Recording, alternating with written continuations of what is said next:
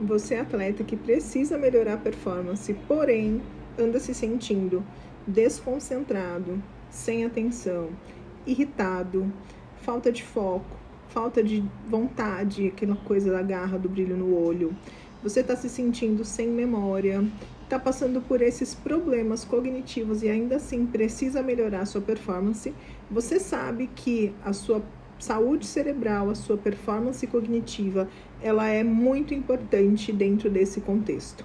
Mas hoje eu quero chamar a atenção e quero trazer aqui nesse vídeo algo que eu tenho visto e muito em atendimento no consultório de atletas que precisam melhorar a performance, que querem buscar o espaço, que querem performar melhor, precisam disso e não conseguem, treinam a parte cognitiva, mas não têm um resultado satisfatório. E eu vou explicar para vocês o que pode estar acontecendo. A neuronutrição pode explicar isso de uma forma em um sistema que se retroalimenta, porém pode estar acontecendo com você de forma negativa. O que é? Você então vê que a performance não está legal, vê que tem margem para melhorar, não consegue, fica nervoso, irritado, em consequência, ali dorme mal, em consequência come mal, o intestino não funciona bem, não se hidrata, tem privação de sono, tudo isso acontece e esse processo se retroalimenta. Por quê? Quando você faz tudo isso, porque você não teve uma performance legal, ou que você está passando por uma fase difícil, seu cérebro sente, em consequência, fica cada vez mais difícil de você executar movimentos, ou de você pensar em jogadas, ou de você ser ativo cognitivamente, de você entrar para campo de fato, entrar para jogo, ou entrar para competição, seja lá qual for a modalidade esportiva de vocês. Existe uma conexão muito forte, a gente não pode falar de saúde mental, de saúde cerebral, sem falar de saúde intestinal. Creio que muitos aqui já ouviram falar de que o intestino é o segundo cérebro, mas eu vejo ainda que isso é pouco disseminado na área esportiva, Acontece, gente, que existe uma ligação extremamente direta entre intestino e cérebro. E esse funcionamento, ele precisa estar em conjunto, ambos precisam estar saudáveis para que todo o restante aconteça,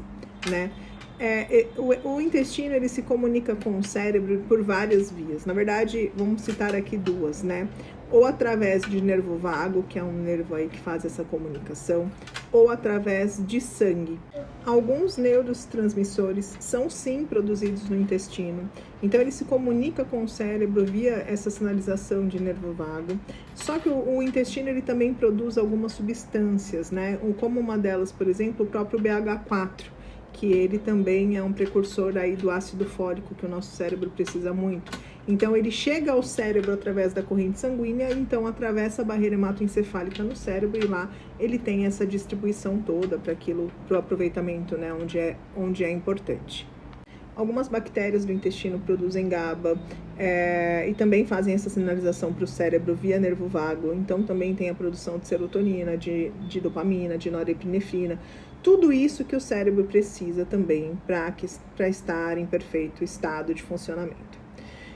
Só que muitas vezes, quando a gente passa por essas situações de estresse, quando a gente passa por todas essas situações que eu citei no início do vídeo, a gente começa a ter o nosso intestino afetado, ou via inflamação, ou por conta do estresse, que eu afeto ali o meu eixo HPA, então libero muito cortisol, ou então porque o intestino não funciona bem, pela falta de sono, enfim, várias coisas podem causar essa permeabilidade no intestino, coisas corriqueiras que os atletas, que vocês passam todos os dias, e nós também, não atletas, mas que, com certeza, a inflamação no intestino causa inflamação no cérebro, e aí é onde a gente volta para a parte cognitiva, que foi o início aqui do que nós conversamos.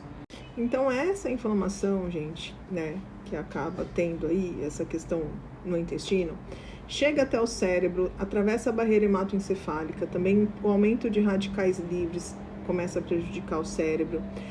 Tem um aumento, da enzima chamada de TDO, e ela rouba o triptofano, que é aquele precursor de serotonina, então ela pega uma outra via, que a gente chama de ácido quinolínico, e essa via acaba também gerando e potencializando isso, entra mais cálcio no neurônio, e acontece um monte de coisas, então fica inviável, quando o atleta não olha para o todo, para o conjunto, você ter uma performance cognitiva, principalmente falando, se você não tiver com tudo isso alinhado. Neste caso, começa então o cérebro a usar vitaminas que seriam importantes para essa comunicação entre neurotransmissão, para para utilizar para conter essa inflamação. Então fica muito difícil manter performance cognitiva.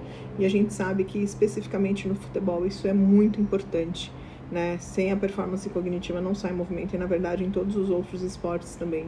Então é importante que a gente olhe com carinho para todo esse mecanismo, forneça ao cérebro o que ele precisa. Não tem como olhar para uma performance boa, olhar para uma prevenção de lesão, olhar para desempenho cognitivo, olhar para treino de neuroplasticidade, olhar para todas as questões que o esporte precisa que seja visto, sem que a gente olhe para o cérebro, sem que seja feito aí esse tratamento também com o intestino. É impossível falar de saúde mental sem falar desses pontos, gente, inclusive para a parte emocional. Então é isso que eu queria falar com vocês. Qualquer dúvida, mandem aqui uma mensagem e vamos olhar para o todo, né? Isso é importante para a performance esportiva.